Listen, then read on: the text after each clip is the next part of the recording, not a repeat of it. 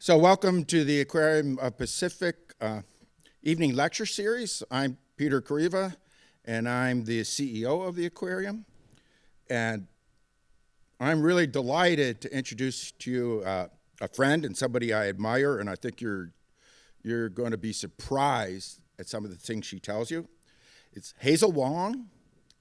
She grew up until the age of 10 in the Seychelles. Then she moved to Las Vegas to gamble. But for the last 18 years, she's worked for the Nature Conservancy, where I got to know her. The Nature Conservancy is the world's largest environmental group, and I think most effective environmental group. And under her leadership, she's ran over 100 campaigns in different states for public ballot measures to support conservation. And think about this, she's raised $60 billion from her victories. She doesn't always win, but still, $60 billion. And what makes Hazel special is that, she has an approach where she does focus groups. She uses quantitative data from surveys that shapes the messaging, and she really comes to understand the population in each state. She's the type of person, and she does this regularly as part of her job. She can go to Wyoming and sit in the back of a pickup with ranchers and have a six-pack of beer. She can go to Alabama and talk football. And she can go to New York City and talk with Goldman Sachs. So a remarkable talent. And I have to say, just to be corny, because of her work, the future's so bright, I have to put on my shades. But before you hear her talk, we're going to take a little, she insisted on this. She wanted to see some exhibits, so we're going to have a little bit of a conversation about some of our exhibits, and then we'll get to both learn from what she's learned. So Hazel, we just opened this coral reef exhibit, which, I'm a scientist, I'm a nerd, and we all care about coral reefs because they have all this fish biodiversity, and they protect storm surge and have economic value. I'm just curious, why do you care about coral research, or do you care about coral reefs? What does a coral reef exhibit do for you? Oh, it makes my heart so happy. I will just share with you one of the saddest moments for me was, I think it was 2011 when I visited the Seychelles, and we took a glass bottom boat from the mainland to this other island in the St. Anne Marine Park, and you can see it was all bleached coral. And it is truly heartbreaking when you see this, and when I think about the bleached coral in the St. Anne's Park, so I love nature for nature's sake in many ways, but I also, like you said, nature provides a tremendous benefit for the human race, and we need to protect it for all values, right? But yeah, this is an amazing exhibit, and for folks to be able to come here and see this and see what it should look like in the world, where it's not looking like this in many places anymore. It's heartbreaking. Yeah, I know you have a big family, and you worked for the Nature Conservancy for a while. Are your family conservationists, or do they care about it? I mean, how's your family think about your job even, and what you do? So interestingly, my family care deeply about conservation. I mean, we were all born on an island, and you only had to drive for 5 minutes and you were in the ocean. So kind of grew up outside. My grandma back in the day, so I have 30-something first cousins on my dad's side, and there were times when she would have 10 of us over because it was a school holiday. We all wanted to get together, and there are other kids from the mainland. And we only went inside to use the restroom and to eat lunch, right? We were all playing hide and seek in the forest and doing other things. We never went inside.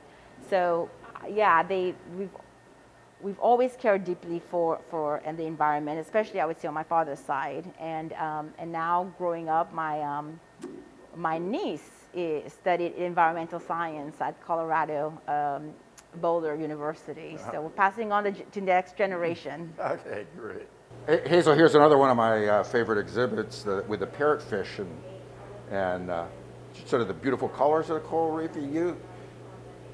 Back at the last exhibit, you mentioned like 30 first cousins.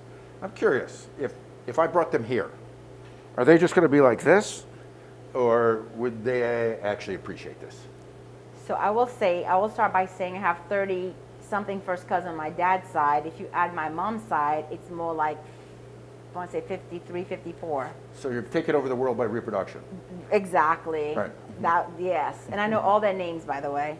And I would say the vast majority of them would really love and appreciate this beautiful coral reef. So definitely, no doubt.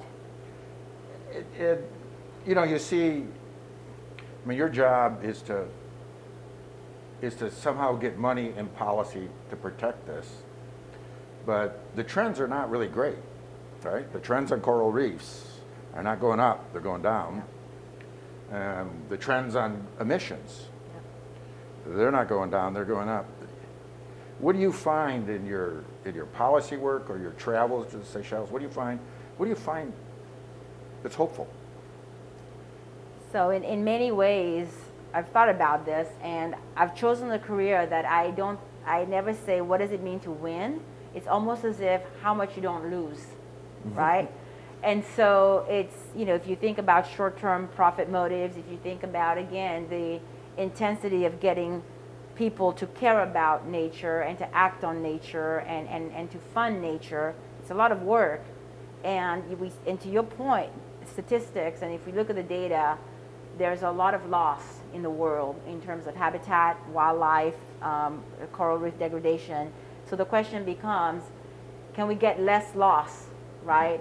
And that's kind of my optimism. It doesn't sound optimistic, but it's my optimism, because I do feel that the thousands of us around the world, maybe millions of us who are working in the protecting natural resource space, if we didn't choose those careers, then it would be a worse of a problem, right? So that's my optimism, is that lots of us wake up every day and we put our time, our energy, and our passion to protect our beautiful world.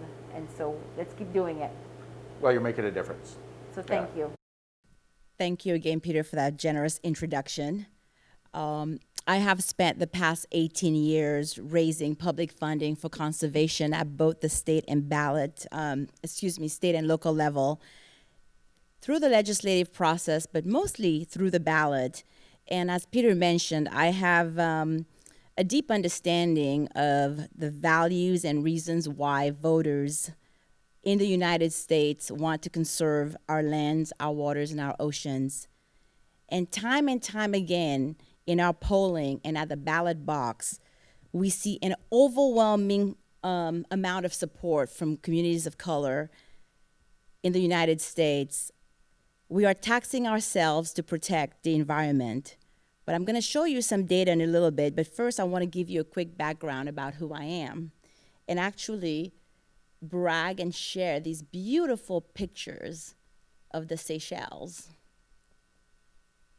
The Seychelles is a small group of islands, 115 total, off the east coast of Africa, and it is one of the smallest nations in the world with a population of roughly 95,000 people.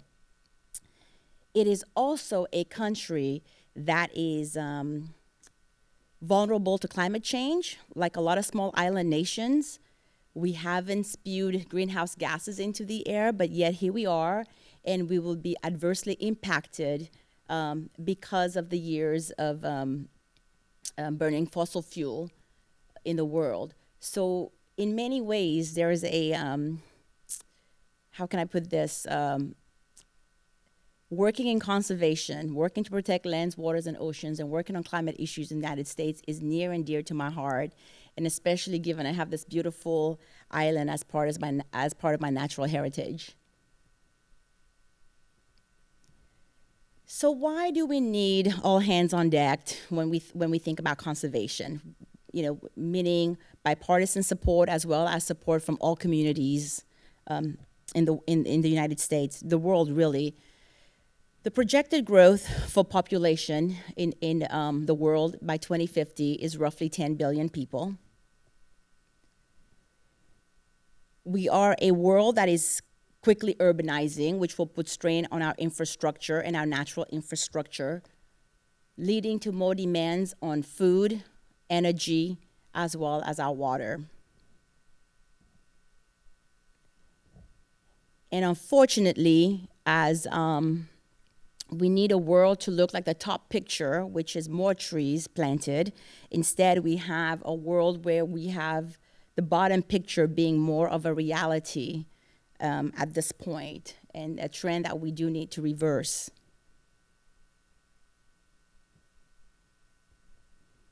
And a trend that all of us are seeing in the West right now, which is the fires that are happening in Oregon, Washington, California, because of climate change. In the past 15 years, we've had 5 of the costliest hurricanes on record here in the United States. And of course, this is near and dear to the aquarium's heart, which is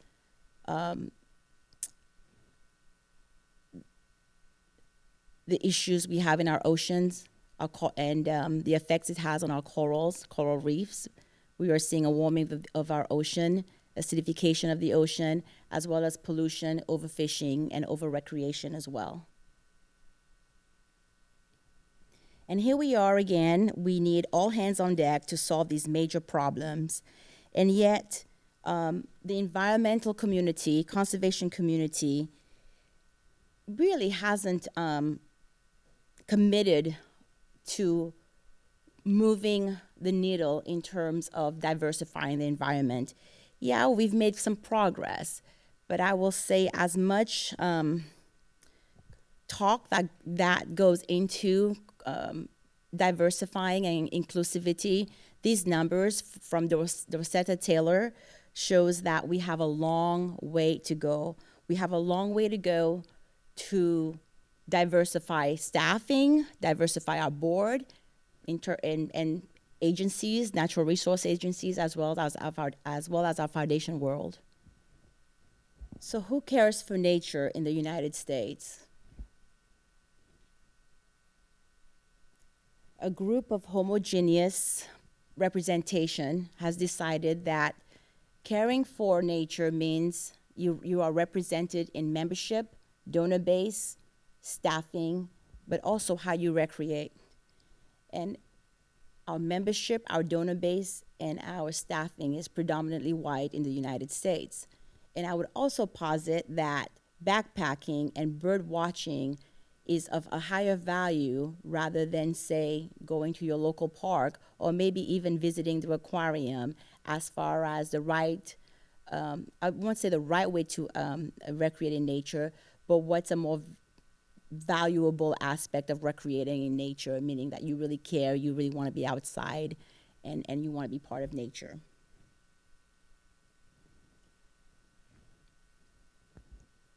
But I have another story for you, and this story is that, building on what Peter said earlier, the Nature Conservancy has been involved in putting measures on the ballot for the past 30 years. And this is our winning record over the past 30 years. And the reason why we have this winning record is because we have overwhelming support from communities of color.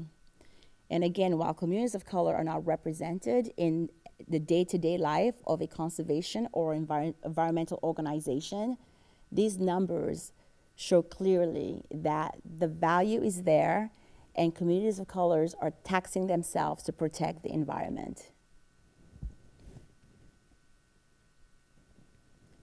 Here's a good example. This is a 2012 campaign from Alabama. As you can see from this data, 82% of African Americans voted for Forever Wild in 2012.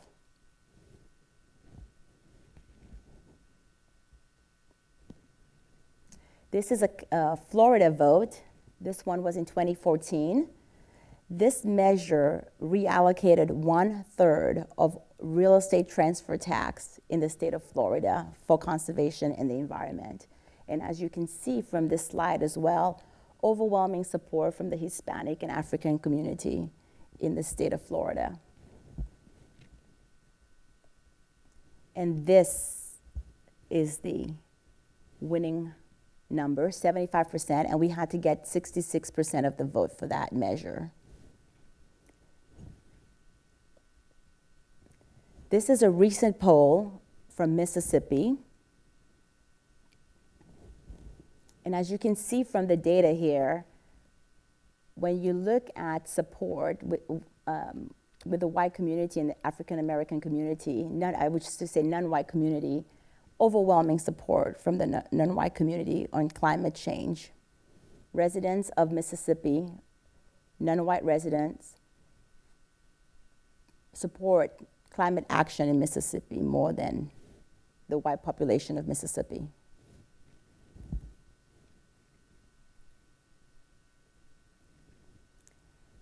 Wanted to show you a slide. This is what we call a messaging slide.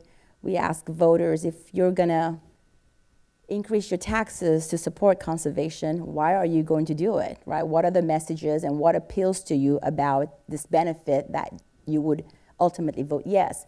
And as you can see from this research from Nevada, if we oversampled communities of color so we can share with politicians that their constituencies care about conservation. It's important to show up and have this data because a lot of time, even politicians are not aware of the overwhelming support that we see within communities of color for conservation.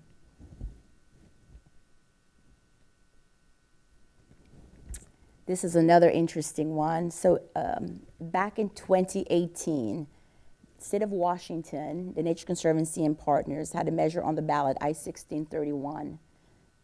Oil and gas industry spent $30 million against that ballot measure, and they spent $30 million telling people that their energy bill as well as their gas bill would go up if they voted yes for this measure.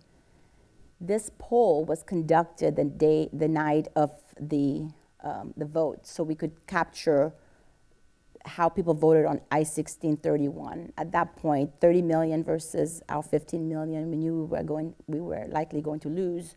And as you can see from this data as well, communities of color voted overwhelming more so than white voters to tax themselves to protect the environment. And interestingly enough, if you look at the other data, the household data, which is counterintuitive, and it shows that people making less than 50,000 also voted more so to increase their energy bills and their gas bill to protect the environment. And lastly, this is from the Yale Climate Communications Program, and this also shows overwhelming support from the Latinx community on climate, that climate is man-made, climate is happening, and it's a cause for concern within the Latinx community.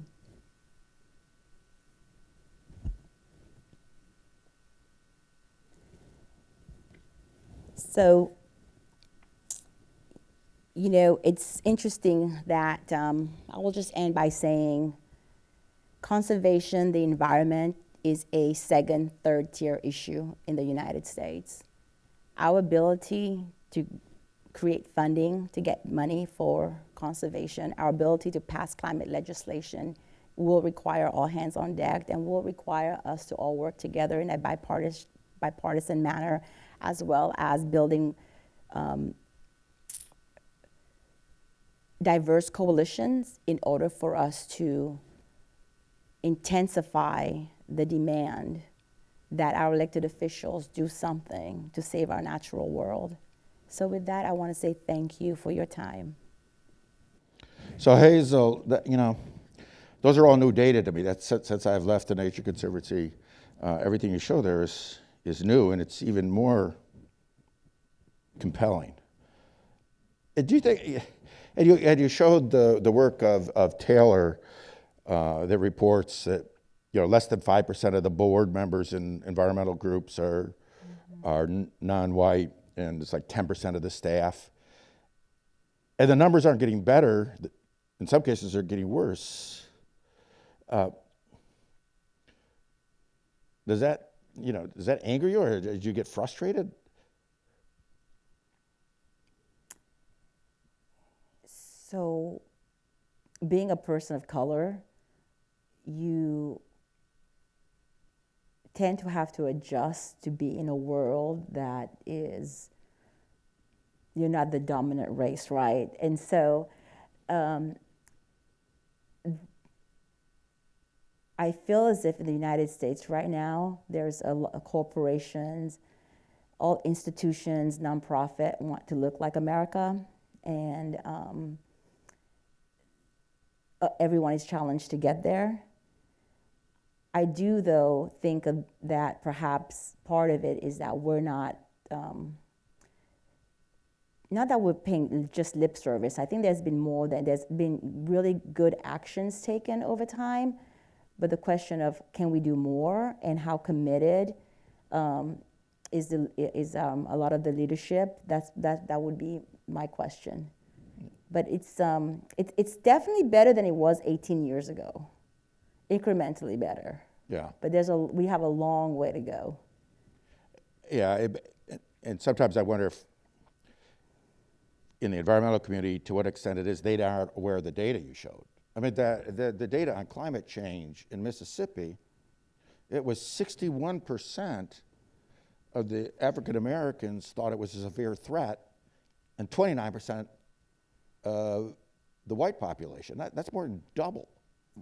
And if more people saw that data, you would think the environmental groups would say, these are our strongest supporters. And do you think people know about your data? I don't think so. I think also, even as I mentioned earlier, when politicians are polling, they ask a lot of open-ended questions. They ask you, what do you care about? And at times, maybe climate change or the environment doesn't make the top three, right? It's maybe a second or third tier issue. Whereas when we do a poll and when we do our own research, we isolate the topic and then we ask you very specific questions about our topic. So now you can start seeing the concerns. But a lot of times that's not happening. So I would say a lot of people do not know about. Yeah, I thought you did. I thought your Washington state ballot about the carbon tax, because I voted, on that ballot, and I remember the television ads, and I didn't know the result that you showed, but the ads were really pushing hard that, they showed images of working class and poor people, and your bills are going to go up because of this, and yet it was the wealthiest income that voted against it. That also doesn't make sense to me. Give me some reason for that. Yeah, there's this narrative about affluency and kind of that Maslow hierarchy, right? As soon as you can take care of the bottom rung in terms of shelter and food, it gives you the headspace to start caring about other things beyond just the immediate physical safety. And that means affluent equals you care about the environment, you'll show up and you'll contribute, pay taxes to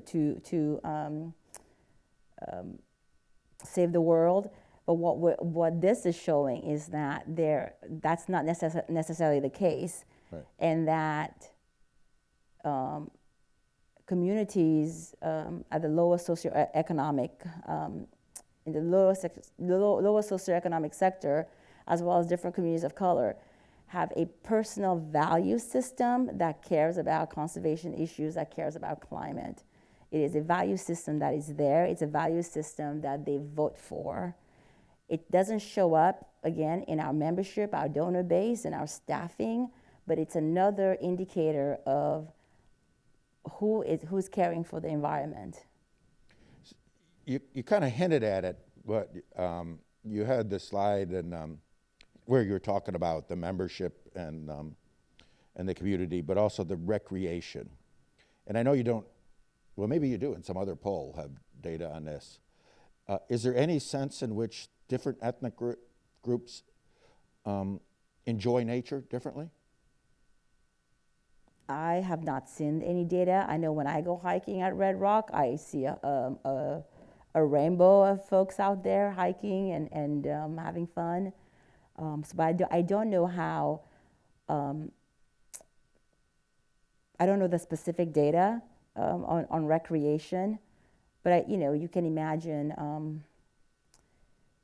even bird watching, right? It has been predominantly more of a white recreation, but that's changing. Rue Mapp, who runs Outdoor Afro, is a rock star, and she has introduced and make people feel safer being in the environmental space.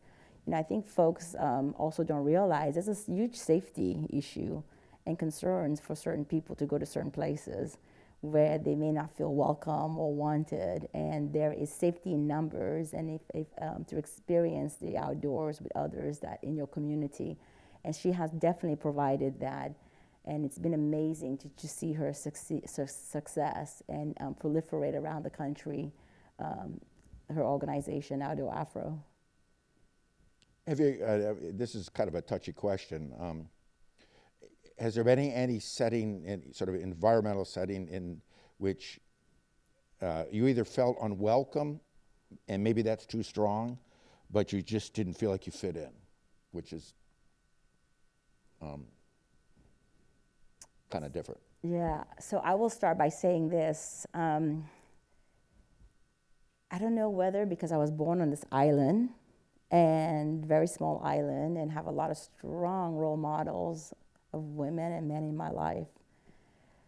And I grew up, and the message that I got from my parents and my family was that you belong wherever you say you belong. Mm-hmm. That's real for me. And then juxtapose that on being a person of color. I'll just give you an example. Every year when I lived in DC, a group of us women would go rent a cabin in the mountains of West Virginia. I will tell you that if the girls that I went with girls that were white girls, and I felt comfortable with them because I was with them, but I, along with my sisters, would never probably do that, right? Because I don't think we would feel the same comfort, we would have the same comfort level. So that's one in nature. As far as the Nature Conservancy is concerned, there's been challenging conversations when in the room, in places, and but you have to be professional about it. Mm-hmm. And then also there are a lot of times when I'm in a room and I'm the only person of color, and again, I have a job to do, so I keep that above all things. And but you do feel at times where there's been certain times where I've felt I've had to prove myself to you, right? So that's real too in many ways. But a sense of not belonging is not something that I carry with me because, again, I personally feel as if I get to say where I belong. That's why you can have a six-pack with the ranchers and the Goldman Sachs guys. Yeah. Yeah. The other thing is, every single data slide you showed, the communities of color voted more strongly for the environmental ballot than the white community. Every single slide you showed, but that's not all your data. You have other data. Is that almost always the case in all the different states you've looked at? Even well, I guess you got California. In California, that's the case. Is that the case? Yeah, California is the case. Most places, very overwhelming support. Mm-hmm. Even increasing their own taxes, we see a higher support with communities of color. Great. Well, thanks for sharing your story with us, and those are amazing data. You should publish them so we can get the numbers out there. Thank you. I will work on that. Yeah. All righty.